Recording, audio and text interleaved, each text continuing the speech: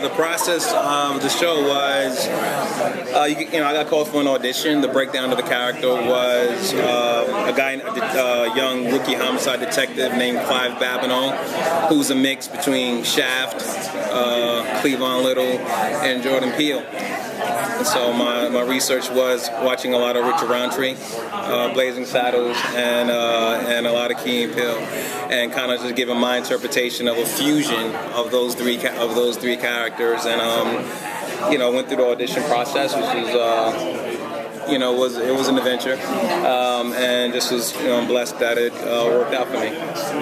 Is it problematic for something to be that specific for you to audition on, or do you like bringing more? I thought it was. I mean, when I got that, versus like we're looking for serious, brooding, whatever. We want. For some reason, that just worked for me. It was so specific, and then once I read the script, which blew me away.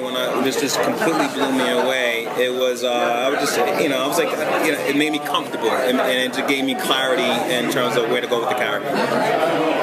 Obviously, the character is not stupid. He knows, he's good at his job. So, does he begin to suspect that something else is up just besides normal murders? You know what? No, I think he's so. Clive at sometimes can be very, very self-involved. He thinks highly of himself.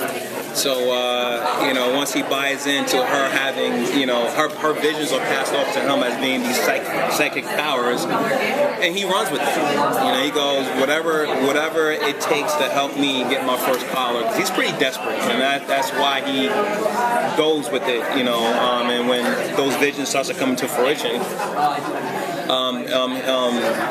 that's it. That's all he needs. He goes with it. What's the report between as things start to go on? Obviously, he's ambitious. He's trying to, be one of those situations where he did discover it, he could use that to his advantage. So do you see it ever being helpful, or do you see it possible branching out and making adversarial down the line? We start off very adversarial at first, just because she made Clive look bad. Her first vision was wrong. It was a complete misdirect, and then Clive became the laughingstock. At the department, he gives her another chance, and then obviously things happen, and so it becomes true. So we have the audience is in on the fact that she's a zombie and that she eats brains and she's not psychic.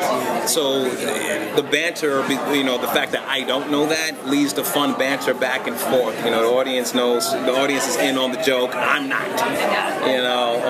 so it leads to some fun on back and forth. But once she starts to commit, in terms of finding a purpose, of doing this and connecting to her humanity, that's when we start to get on the same page. Would you prefer to continue to be in the dark about this for as long as possible, or when would you like your character to be included? I don't. Clive's head would explode, and brains would be all over the place if he knows what's really going on. That there's a underground, supernatural iZombie culture amongst the real world. So, but I think I think it's fun. I think the longer he doesn't know, is the more fun. I think the more fun you can have with it. Maybe season 3, 4, I don't know. Yeah, if we're fortunate to go that far. Do you think there's a certain amount of safety in not knowing, in terms of let's be honest, the CW 100 already proved that just because you're in the main cast of the media, you'll survive a couple episodes. Yeah, exactly. So do you think there's more safety in being sort of the odd man out on this? Yes, absolutely, 100%. 100%. I think there's way more security in that, but I think just from a creative standpoint, I think it's more fun. I think it's more fun if he doesn't know, and he's the one, leading the procedural aspect of the show, because it has so many different layers. But just that particular facet, I think it's better if he doesn't know.